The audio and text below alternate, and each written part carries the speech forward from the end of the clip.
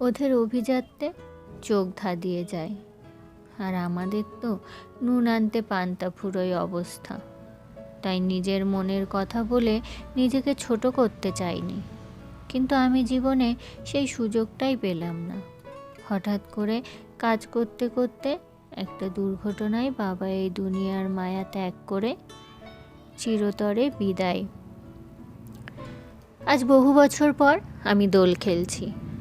আসলে আমার জীবন থেকে রঙটা যেমন চলে গেছিল হঠাৎ করে, তেমনি আবার ফিরে এসেছে আজ নতুন করে। তাই আজ বসন্তের রঙে নিজেকে রাঙিয়ে তুলেছি। তবে জীবনের শেষ দিন পর্যন্ত একটাই আফসোস থেকে গেল যে আমার মনের কথাগুলো তাকে জানানো হলো না। ভেবেছিলাম একটা অনেক পাতার চিঠি লিখে সমস্ত অসম্পূর্ণ কথাগুলো জানিয়ে দেব, কিন্তু সেটাও হয়ে উঠল না। আসলে কিছু কিছু সম্পর্ক বা কথা হয়তো জীবনে অসম্পূর্ণ রয়ে যায়, কিন্তু আমার অসম্পূর্ণ থাকা কথাগুলো আমি ডায়েরিতে অতি যত্ন সহকারে তুলে রেখেছি। যতই হোক, সেই আমার জীবনের প্রথম এবং শেষ প্রেম, তাই তাকে ভুলতে পারা কখনো সম্ভব নয়। সে মনের কোণে ঠিক নিজের জন্য একটা জায়গা বানিয়ে নিয়েছে। আজ আবার তার কথাগুলো বেশি করে মনে পড়ছে, তাই ডায়েরিটা খুলে একটা জায়গা বানিয়ে নিয়েছে।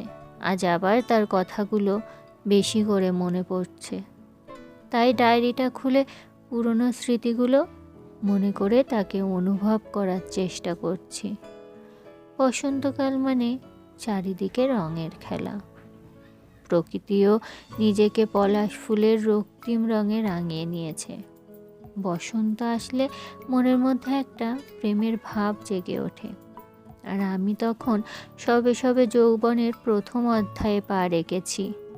তাই বসন্ত যেন আমার কাছে সব থেকে প্রিয় ঋতু হয়ে উঠেছে। আমি একজন নিম্ন মধ্যবিত্ত পরিবারের ছেলে, সুতরাং সংসারের অভাব অনটন লেগেই আছে। সেই বছর উচ্চ মাধ্যমিক পরীক্ষার পর আমার সব থেকে প্রিয় বন্ধু রাজের সাথে ওর মামার বাড়ি শান্তিনিকেতন গেছিলাম। শান্তিনিকেতন মানেই জমজমাট দোল উৎসব। দোলের আগের দিন সন্ধ্যাবেলায় আমি, রাজ আর রবি তিন মূর্তি গিয়ে হাজির হলাম রাজের মামার বাড়ি। বিশাল বড় বনেদি বাড়ি। বাড়ির দেওয়াল জুড়ে কত রকমের কারুকার্য, লাল পাথরের মেঝে, দামি দামি আসবাবপত্র দিয়ে চমৎকারভাবে সাজানো।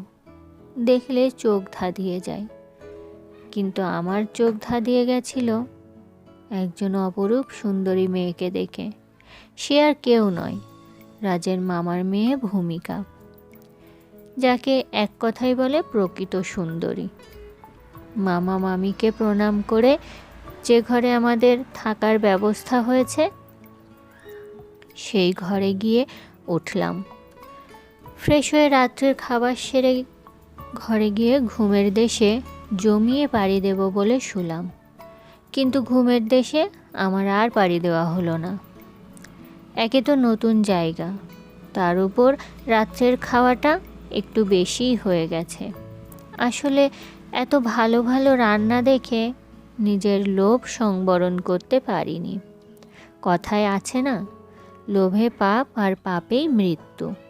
আমার এখন ঠিক সেই রকম অবস্থা। কিন্তু আমার পাশে বন্ধু দুটো আরামসে নাক ডাকতে ডাকতে কুম্ভকর্ণের মতো ঘুমাচ্ছে। কি আর করা যাবে, সব যখন নিজেরই দোষ, তখন কষ্টও নিজেকেই পেতে হবে। যাক, বিছানা ছেড়ে উঠে ব্যাগ থেকে একটা ওষুধ বার করে খেয়ে শুলাম।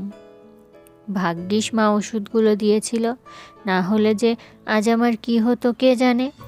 সকালবেলায় ঘুম থেকে উঠতে বেশ অনেকটা দেরি হয়ে গেল, তাই আর দেরি না করে পাঞ্জাবি পরে রেডি হয়ে টিফিন সেরে তিন মূর্তি বেরিয়ে পড়লাম শান্তিনিকেতনের দোল উৎসব দেখতে।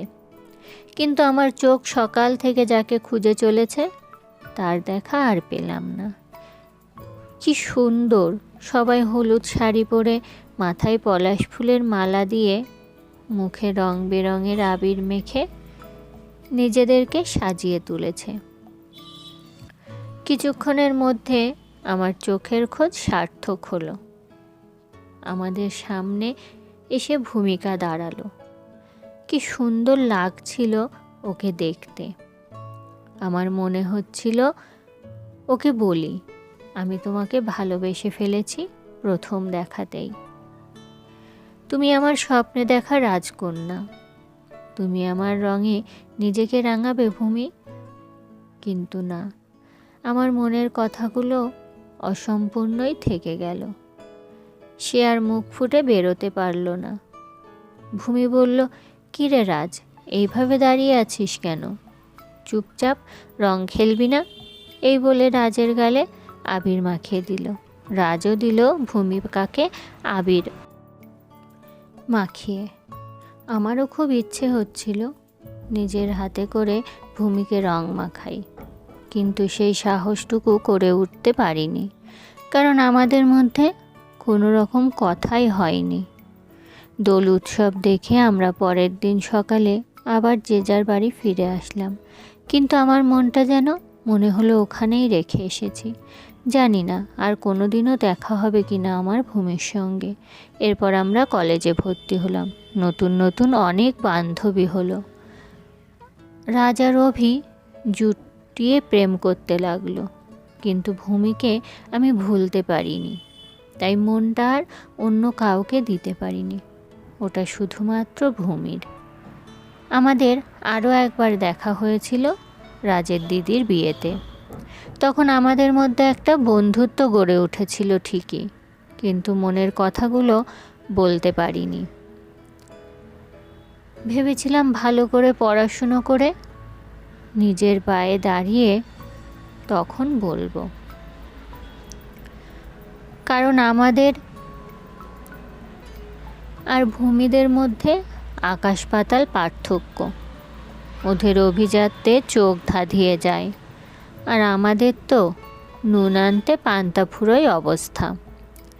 তাই নিজের মনের কথা বলে নিজেকে ছোট করতে চাইনি,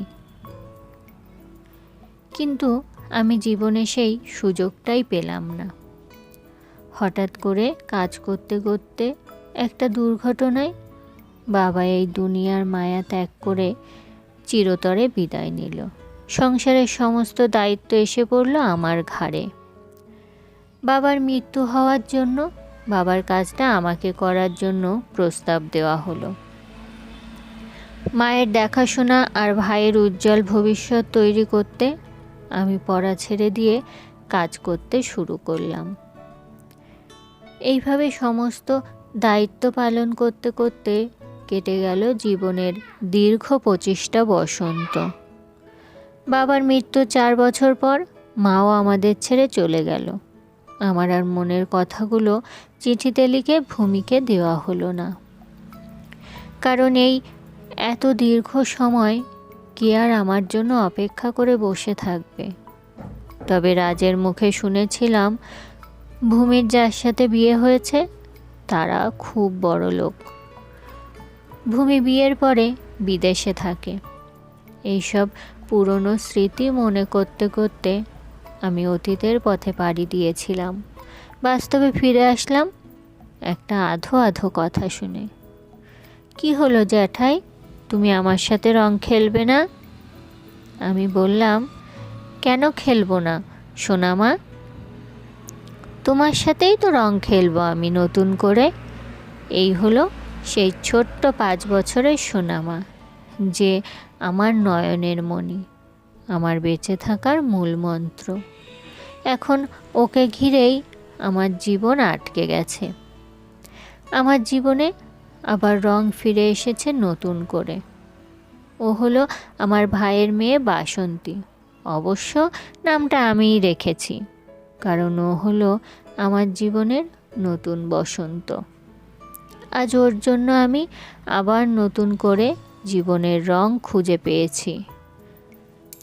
তবে সবার জীবনেই কিছু না কিছু কথা, সম্পর্ক অসম্পূর্ণ থেকে যায়। সমস্ত কিছু পূর্ণতা পায় না আমাদের জীবনে। তবে ভালোবাসার মানুষ ভালো থাকলে তার মধ্যেই আনন্দ খুঁজে নেওয়া যায়। কারণ তার ভালো যে আমরা সব সময় চাই, কারণ তাকে যে আমরা ভীষণ ভালোবাসি। সোনামা আমার হাত ধরে টানতে টানতে নিয়ে আসলো রং খেলার জায়গায়। ছোট্ট দুটো হাতে মুঠো ভর্তি আবির নিয়ে রাঙিয়ে দিল আমার মুখ। আমিও রং বেরঙের আবিরে রাঙিয়ে দিলাম আমার সোনামাকে। আর প্রাণ ভরে আশীর্বাদ করলাম ওর জীবন যেন সব সময় এইভাবে রঙে রঙে রঙিন হয়ে থাকে। আর মনের রঙে রাঙিয়ে দিলাম আমার ভালোবাসার মানুষ ভূমিকে। আর পাশ থেকে রবীন্দ্রসঙ্গীত ভেসে আসতে লাগলো, ভালোবাসি ভালোবাসি এই সুরে কাছে দূরে, জলে স্থলে বাজায় বাজায় বাঁশি, ভালোবাসি ভালোবাসি। লাইক শেয়ার করে পাশে থাকবেন। আর গল্পটা কেমন লাগলো কমেন্ট করে জানাতে ভুলবেন না। এবং আমার চ্যানেলটা ফলো অথবা সাবস্ক্রাইব করে পাশে থাকবেন।